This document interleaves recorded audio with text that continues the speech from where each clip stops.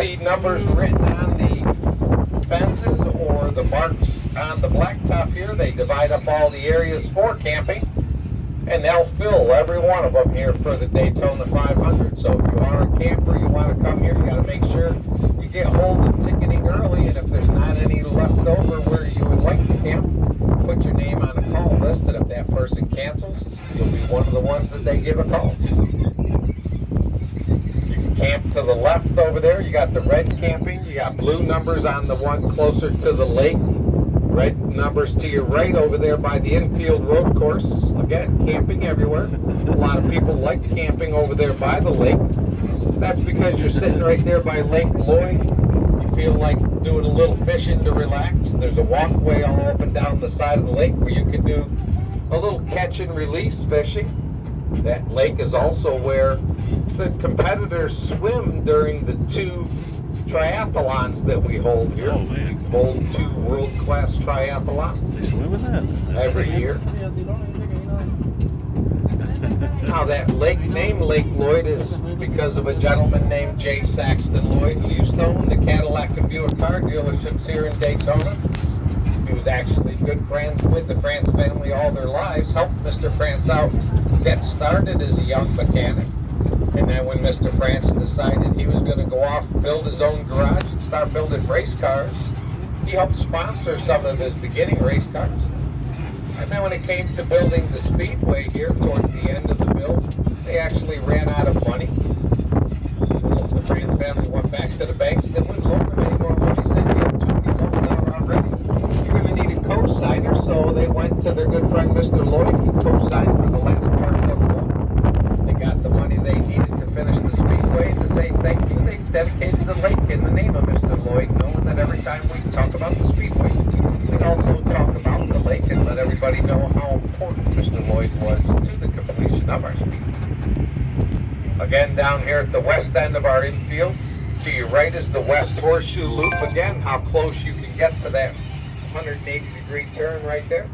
See the numbers on the fence. You can be camping right there, watching them all race long. Go right across the front of your camper there. Or you can camp to your left at turns 1 and 2 and watch them come around the big super speedway corners there. It's a lot of fun here. You got start out with the Rolex 24, which is a 24-hour sports car race every January. That's actually a 2-week ordeal now because you got all kinds of challenge races. You got qualifying, and then the following weekend you got the race. February's the crown jewel of NASCAR, the Daytona 500. March is 2 motorcycle events here. You got the Supercross right there at that grass right by the finish line. And then they turn the super bikes loose on the track, doing over 200 miles an hour. And then you've got the Sports Car Club of America, the Exotic League, which is the Lamborghinis, the Ferraris, Maseratis. They're all here in racing order and buzz up the track. You got the Sports Car Club of America. August is our Coke Zero Sugar 400 race. That's a nighttime race coming up here in the last week of August. And then you run into our second motorcycle events in October.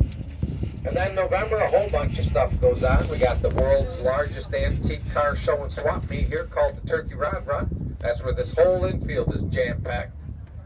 And then you have this year, we got what's called a Rockville. It's a rock concert, heavy metal concert. Metallica is going to be the lead band for 2 nights here. That's November 11th through the 14th. We've got the Historic League here in November. That's where the old style race cars come, put on a show for 24 hours. And then every December we host an unknown gem here. It's the World Karting Association, and if you've never seen go-karts do over 165 miles an hour before, this is where they do it.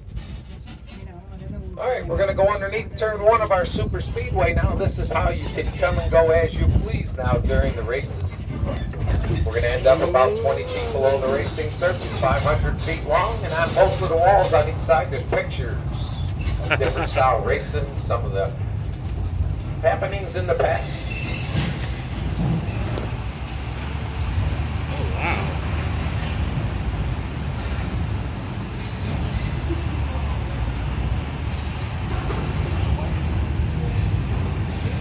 I think you went under it.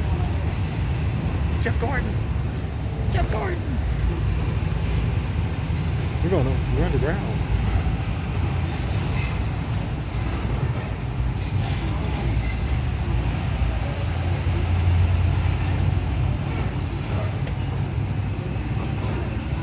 All right, now we're coming up to the west end of our property here.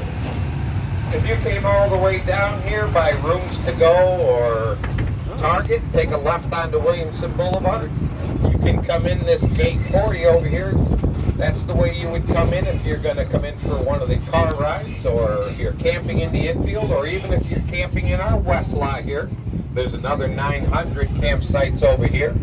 There's also a quarter-mile flat dirt track. That dirt track is where the American Flat Track Racing Association holds their national championship. You get to watch the motorcycles duel it out there on that quarter-mile track. It's a lot of fun.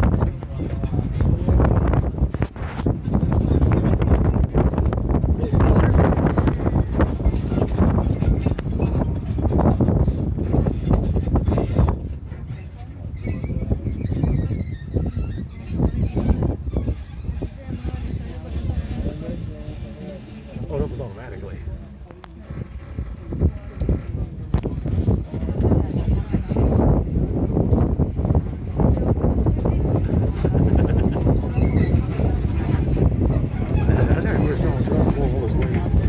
Alright, now I get to tell you a little bit about our seating venue to the right there. It just celebrated its 5th birthday this past February. It cost $400 million to build.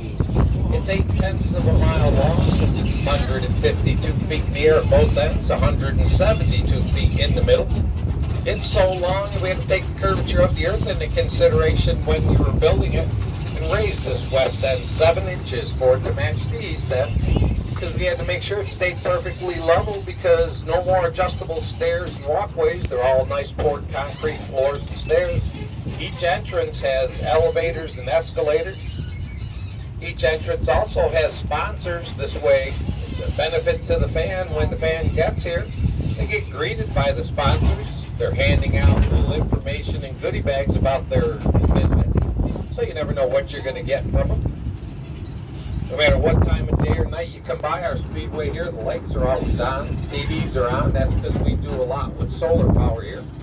We have over 7,000 solar panels associated to our Speedway. All of our outdoor pavilions are solar. We produce enough electricity to power up 1,000 single-family homes. We also have a small solar farm off-site, so we're always adding more. It keeps us in the game. What we don't use, we put back in the grid. It helps keep the power bills low for the locals, too. Sunoco, our Chevrolet gate right there to the left. That's 4 floors of brand new Chevrolets on display in there. You never know what kind of Chevrolet you're going to see and where, whether it be a Silverado, mid-engine Corvette, or